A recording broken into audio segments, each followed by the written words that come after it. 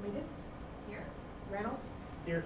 Landers, Haas, Schrader, Here. Espinoza, Here. and Rapp. Yeah, here. Can we stand for the Pledge of Allegiance? I pledge allegiance to the flag of the United States of America and to the republic for which it stands, one nation, under God, indivisible, with liberty and justice for all. Could we have a motion to approve the regular meeting agenda, please? I'll make a motion to approve the regular meeting agenda. Yep. And a second? Second. And the seconds? And roll call. Comitas, Yes. Reynolds, Here. Landers and Cosno, Schrader, Here. Yes. Espinoza, Yes. and Rapp. Yes. Thank you. Okay, we're gonna move on to item 4 with an official welcome to our 2 new board members. If you're okay with it, it's a super long oath of office. If you wanna just read it together, you can just sub in your own names at the time that it's time to read your names. But we do have to be official, so stand on up and raise your right hand, and then you can just begin reading and add in where your name is and the name of our district. I, Helen Walter Durant, Hamilton, do solemnly swear that I will faithfully discharge the duties of the office of member of the Board of Education of Minnesota 89 in accordance with the Constitution of the United States, the Constitution of the State of Illinois, and the laws of the State of Illinois, to the best of my ability. I swear that I shall respect taxpayer interests and serving as a faithful protector protector of the school district's success. I shall encourage and respect for free expression of opinion by my fellow of board board members, members, for others who who seek seek a hearing before the board, while while respecting the privacy of students and employees. I shall recognize that the board member has no legal authority as an individual, and that decisions can be made only by a majority vote of a board meeting. I shall abide by majority decisions of the board while retaining the right to seek changes in such decisions that are through ethical and constructive channels. As part of the Board of Education, I will accept responsibility for my role in the equitable and quality education of every student in school district. I shall foster with the board extensive participation in the community, formulate goals, and define outcomes, and set the course for Minnesota 289. I shall assist in establishing a structure and an environment designed to ensure all students have opportunity to attain the maximum potential through a strong organizational framework. I shall strive to ensure continuous assessment, student achievement, work in all conditions affecting the education of our children in compliance with state law.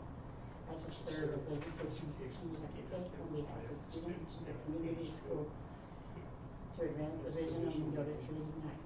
And I shall strive to work together with the district superintendent to lead the school district toward fulfilling the vision the board has created, fostering excellence for every student in the areas of academic skills, knowledge, citizenship, and personal development. Right? And if the superintendent does his job, that's the most stressful thing you have to do. Thank you both and welcome officially. Thank you. No, I'm out of breath, I'm taking Yeah, take a drink and take a deep breath. all good. My goodness, it is a lot. It's a thing. So, you will have some additional conversations and orientation, and for you, also you'll have some state required trainings and all sorts of things, but we're hopefully getting Yep. all of that. Yep, for sure.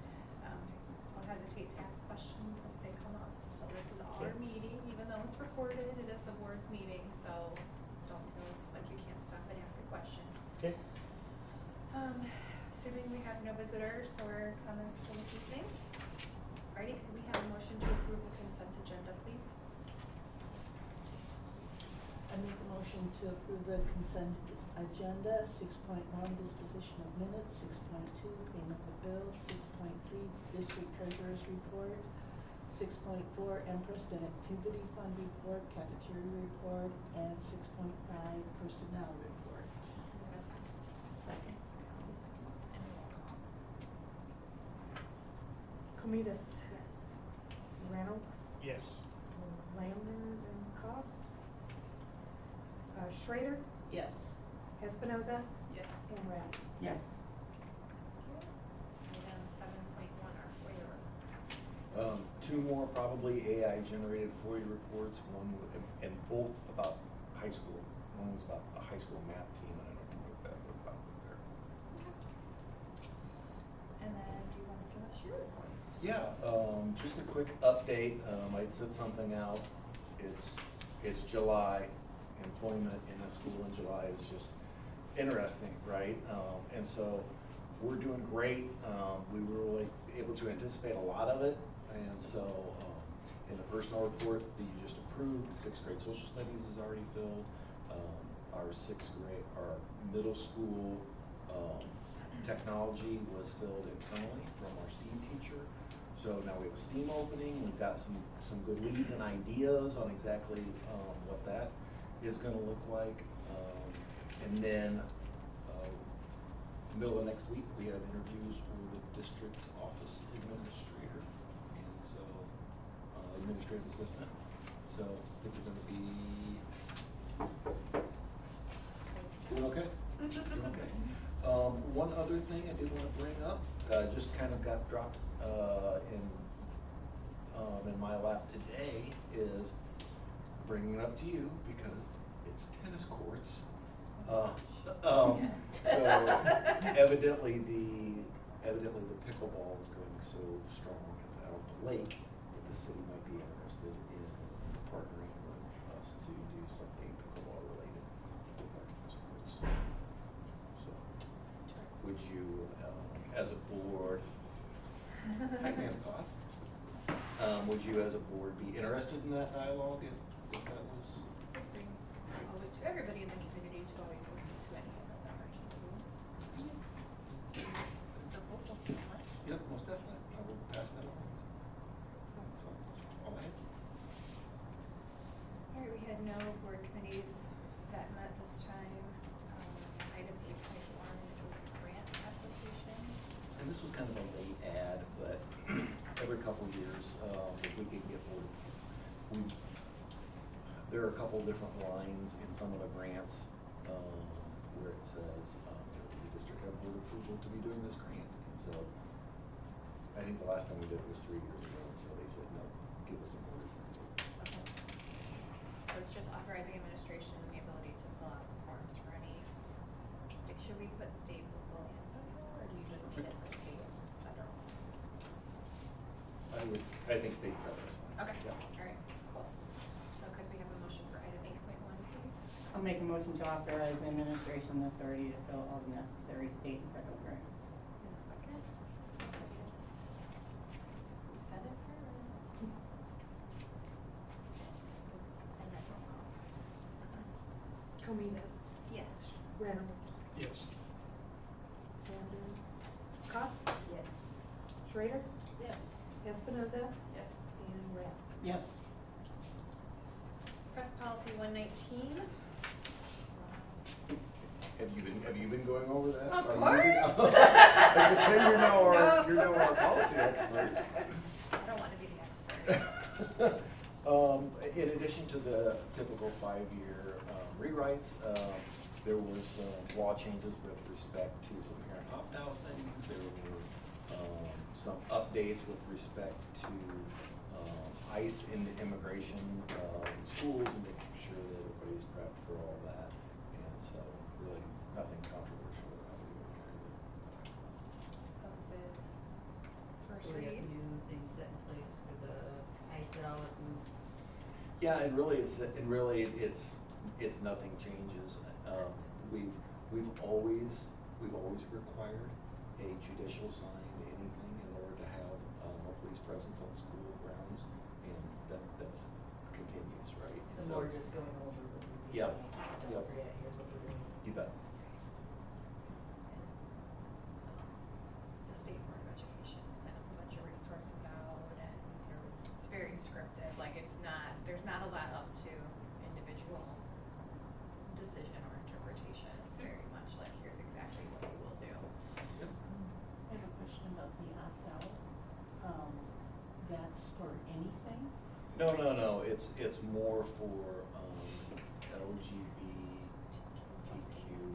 plus materials.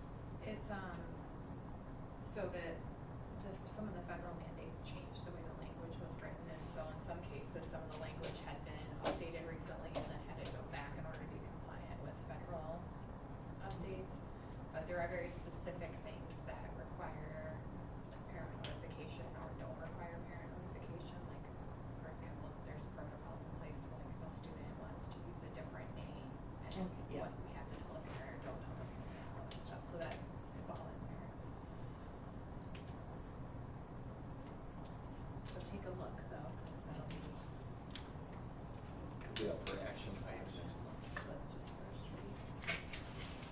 If there's ever like a policy change though with press policy, like we subscribe to press, we have to, so if you ever wanna like know more or about a specific topic, or we wanna, you know, get more information around something, like we have the ability to ask for that, or we can reach into IASB and ask them to provide more materials around a specific topic. So I know most of them are usually so simple, like a case reference change. Right. But if there's ever anything they're like, this is kind of a significant change, like we can certainly request more information and take a deeper look into it. I know some boards have policy committees that literally go through every single change in press policy. We don't have to do that, but we can have a committee of the whole if there was some that popped up that we thought really. Yeah, most wanted to definitely, look at, so. most definitely. And, yeah, and we can always, adopt the policy with the exception of this. Right. And have that as a separate discussion item with the follow yeah. So we subscribe to press, which is the legally backed, you know, vetted version of each of the policies that we exist, that we maintain. But as a board, we have the ability to pass more or less or changes or whatever. Like we don't have to always have them the way they are. The reason we do that is because it saves time and money, because our lawyer doesn't have to help us rewrite and update all of them all the time, because they're in line with everybody else. But it's also not abnormal if we felt like there was a need or something specific to address either procedurally or through policy. So just a little tidbit of knowledge around that. All right, cannot believe we're talking about November already. Yeah, so 90% sure that we're gonna be at the Radisson again, and so that worked out really well. I think everybody liked that. And so, yeah. I know that Holly's not gonna be there Thursday, but if, as you kind of. Brenda's giving you the, I'm not I'm not gonna gonna be be there there. At all for the whole thing? at all. Okay.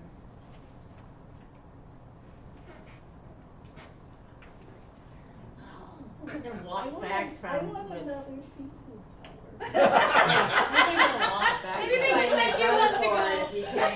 The plus is I will not be taking any classes, so. Oh, boy. So one thing though that I did love last year, and I know it was kind of by happenstance that we had a spot open last minute and we had Stacy Cott there, but I think the idea of offering it to our administrators, even if like they rotated days or like what rotated times or whatever, I think especially for our longer term administrators that kind of take like more of a leadership role. Yep. There's a lot there for them to hear too. Certainly is. And I think that, and it was also nice to be able to kind of have that opportunity to meet with them besides just a one-way presentation. Yep. No. So if we I'll could take look care at of all that. I think that would be, does everybody agree? Yeah. That's super great for them. They're not on an island either. Do they have other opportunities, Illinois Principals Association, That's in October. this Yeah. overnight ones, just like what we're doing? not anywhere near the volume. Got it. Or the gratitude to others, or. Yeah, the triple I of the state-run conferences, the triple I is definitely the highest quality, most offerings of learning opportunities. And tracks, like it's cool that they have a track for admin assistants, a track for principals, a track for superintendents, a track for, like you really can bring your whole group together and like all learn kind of at the same topic, which is sort of cool from different perspectives. The other thing that I think is really neat for Triple I that's so unique is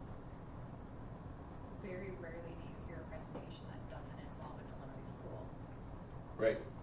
which a lot of those conferences you go to and like the expert speaks on it, but you don't hear like from your own, Community almost, yeah, like who did it and how it went. Like it's just so valuable.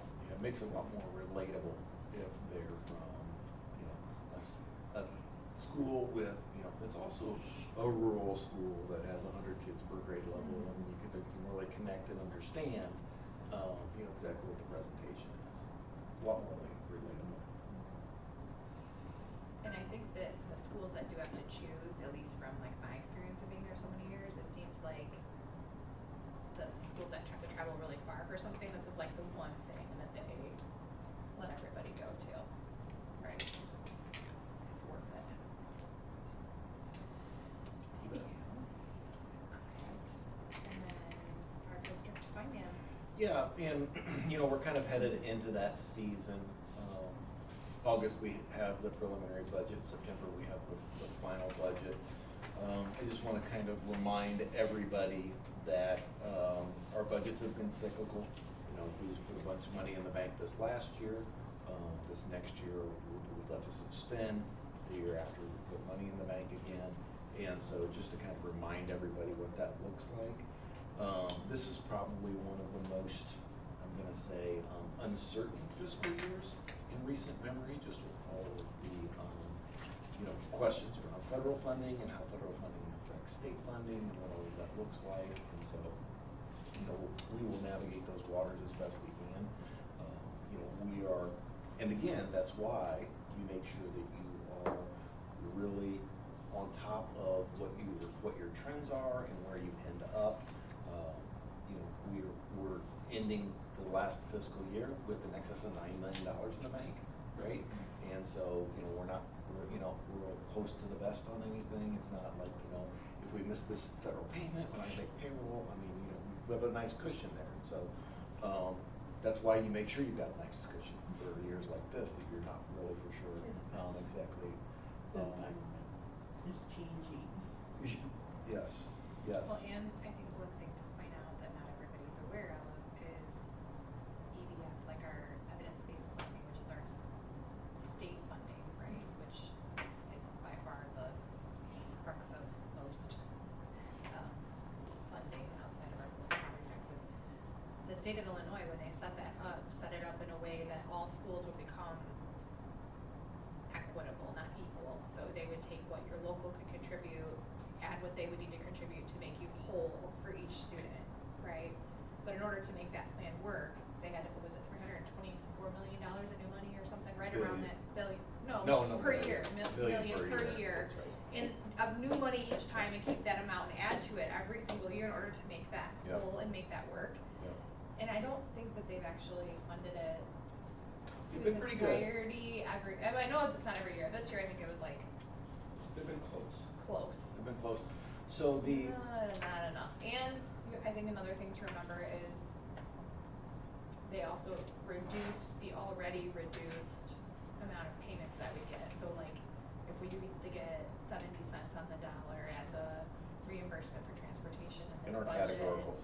they Yep. dropped again in what they pay. So even though Illinois got a balanced budget, I think it's important for people to understand that it didn't pay the full amount it needed to ABF. It doesn't pay dollar for dollar on what it believes it owes districts for the categorical spending.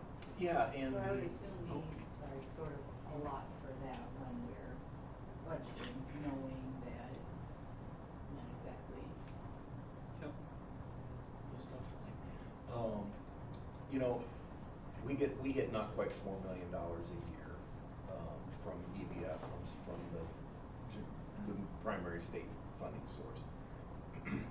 But since we are not, what they refer to as a tier one, or a school that's most in need financially, our annual increase that we get every year is very small. So, you know, if we're getting $3.8 million, last year I think our new money was like 11,000. Right, so it's not like our local property tax revenue that grows at 3 or 4 or 5% a year. Our state money hardly grows at all. It's been the same as it was years and years ago. And and so we fall kind of farther behind with that. But that's the way the formula was set up, is so the neediest schools get the most money.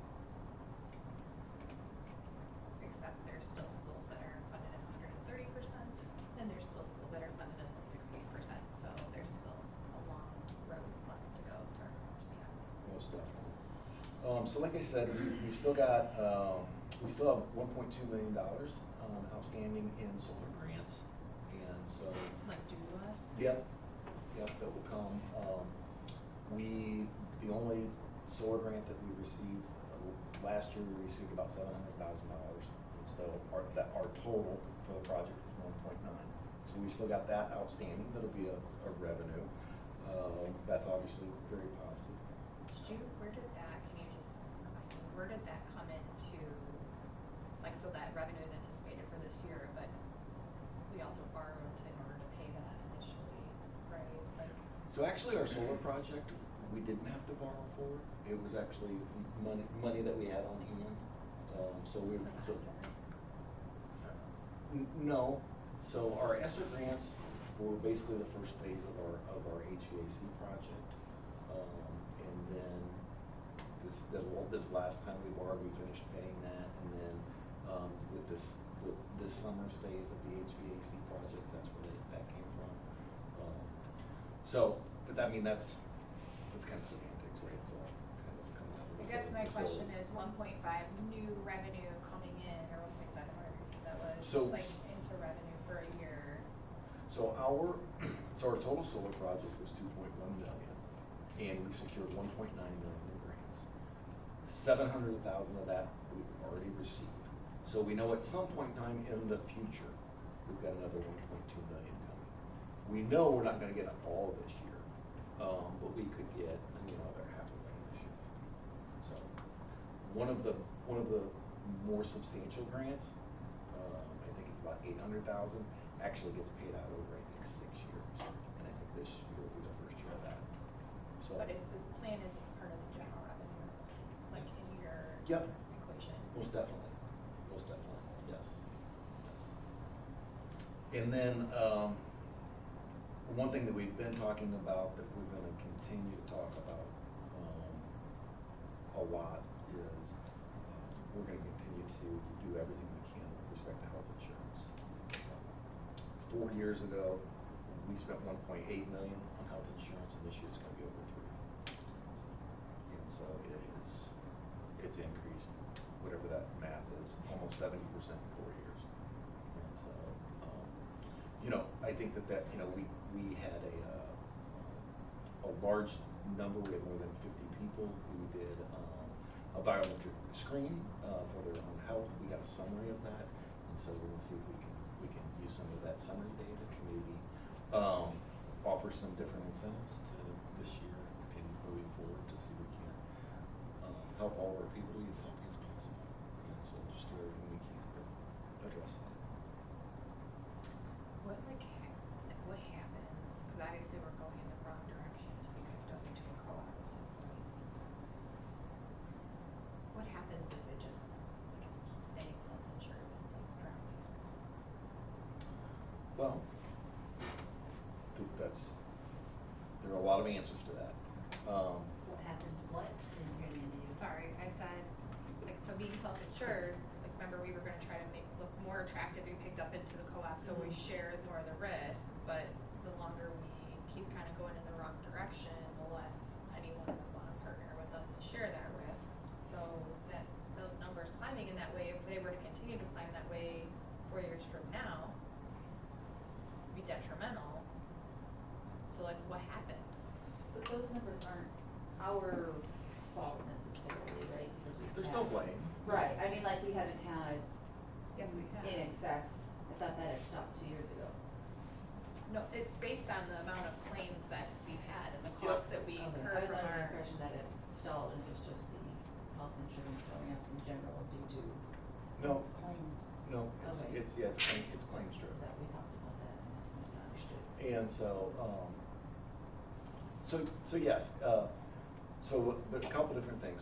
We are still actively trying to get into a cooperative, and They are the cooperative that we would be eligible for, basically is going to, about September or October, look at our 6 most recent months of claims, and if we have been trending in a positive direction, I'm optimistic that we can get in. But regardless of that, there are always opportunities to talk about, different plans and coverages and costs, and those are pretty good conversations. And those changes can't necessarily be made until new contract time with teachers. They can only be made with the teachers during contract negotiations. They can be made with all other staff at any time.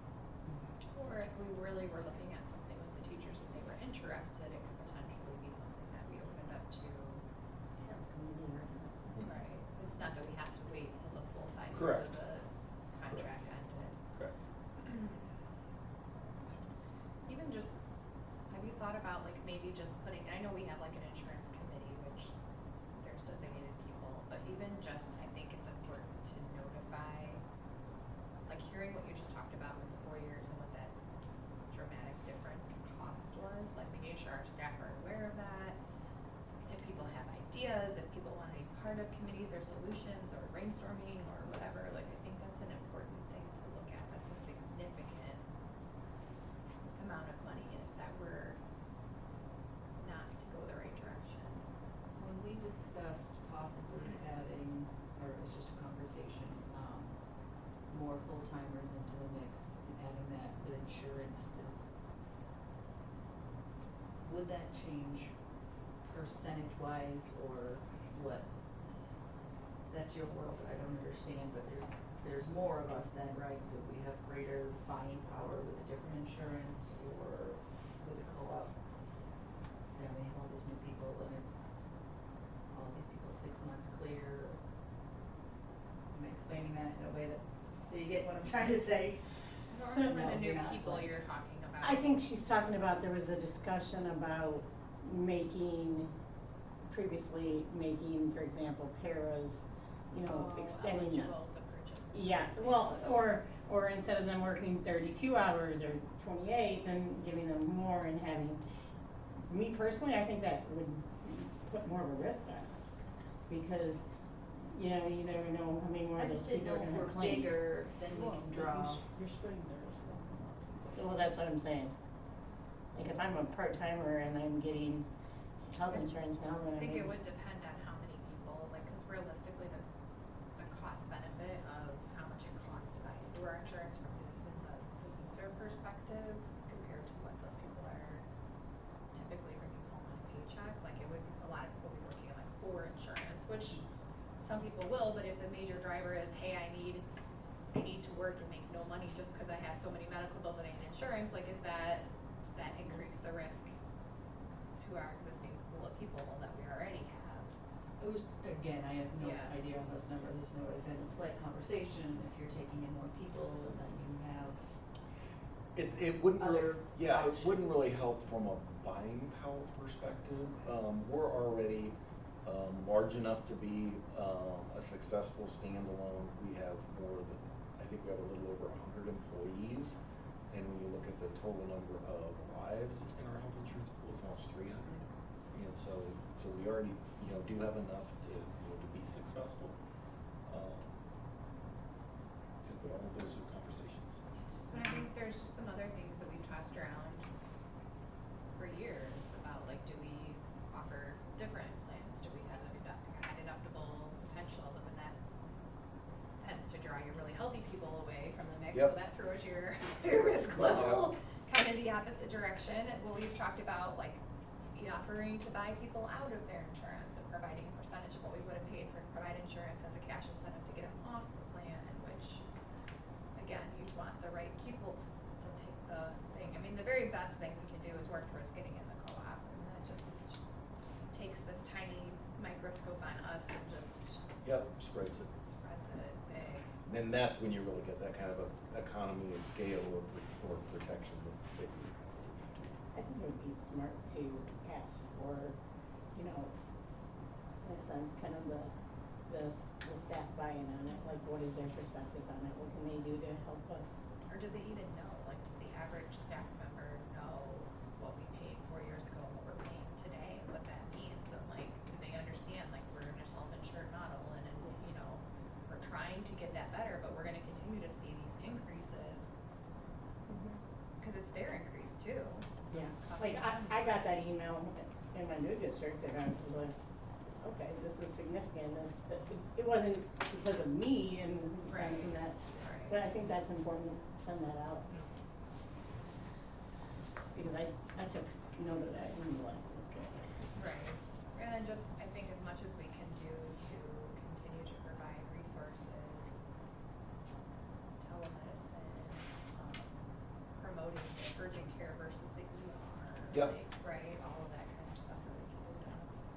Yeah, and I think the biometric screening, was a good one. Blue Cross Blue Shield has this really fairly inexpensive, program where you can partner with local gyms for gym memberships. I think that's a conversation to have, so. Does the current plan offer like a telemedicine call-in version? Yep. Where it's like free to staff to, I don't think it's free, I think it's $40 or something. versus going to the doctor's Right. office for like something really simple? Right, cause you can do it from home. Yeah. Was there a very big, turnout for that pre-screening that they had here? I would Did think- people I would- take advantage of it? I would say, for the first time us doing it, I think we had right at half of our employees who take our health insurance, came to participate. And so hopefully that number will grow over time because, there was a lot of positive feedback about it, a lot of positive buzz. And none of that can be used to maybe get a reduction on the insurance costs for all the pre-screenings, or the preventable stuff, might help drive those numbers down? Well, I mean, one of the ultimate hopes, obviously, your primary is to take care of your people, and hopefully they'll be, think more about their health, and, and they'll be healthier, make good decisions. But then, that's definitely a secondary benefit, is that if people are more health conscious, that eventually you have lower claims. So what you got was like summary data, like this many had high blood pressure, Yep. this many, so like it helps to inform potential outreach opportunities. Like maybe we partner with the hospital and can offer ongoing blood pressure screenings for staff twice a month or something like that to help see like is what you're doing driving Correct. some of that down. Correct. So we kind of know where to focus in on. Yep. Exactly. But yeah, I think staff knowing where we're at and offering them the opportunity to offer ideas and potential solutions would be great. So it doesn't feel like it comes out of nowhere if we have another 2 years of the same. Right. trend. Right. They feel part of the process. Anything else with finance you wanna No, talk about? no, I just wanted to, spend a few minutes, and I appreciate the conversation. Anything else? Next time we meet, we'll be in school. Oh my goodness, you're right. Cause it's late, it's the 21st. It's what? Oh. You celebrate the whole week, or the whole month? Should just It's usually just. So we should have cake? Ice cream, I'm Debbie, more of an did you ice cream get that? person Yeah, than a ice cake. cream for No, Teresa's do not, birthday. do not. It's a thing where you should have to bring, you remember it's a school, you should have to bring the treats to share with everybody else. That is so weird. It's not part of a wellness plan. We used to have Definitely people not. bring us stuff when it was our birthday in California.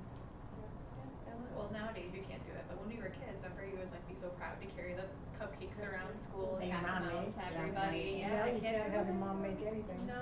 Did you no. buy that at the grocery store? You can have them. Oh, goodness. All right, well, if there's no other questions or concerns, do we have a motion to adjourn, please? Make a motion to adjourn at 7:12.